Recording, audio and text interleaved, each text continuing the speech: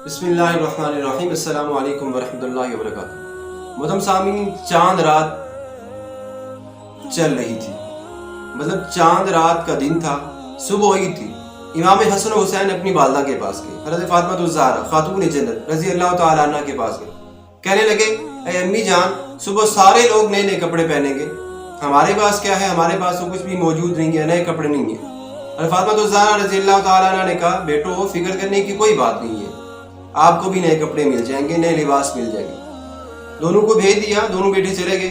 हज़रत फातिमा ज़हरा रज़ी अल्लाह तआला अन्हा नमाज पढ़ने लगी। नमाज के बाद दुआ की, ऐ मौला मेरे उठे हाथों की लाज रख ले, मेरे बेटों को नए कपड़े पहना दे, नए कपड़े दे दे।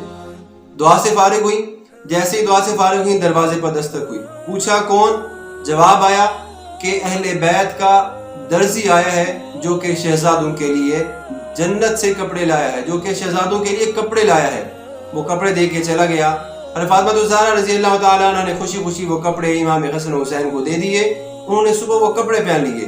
फिर नबी करीम सल्लल्लाहु अलैहि वसल्लम जब आपके घर में आए, जब घर में आए तो देखा कि इमाम हसन हुसैन ने नए कपड़े पहने हैं। फातिमा ज़हरा रज़ी अल्लाह तआला अन्हा से कहने लगे कि क्या तुम्हें मालूम है कि ये कपड़े कहाँ से आए हैं?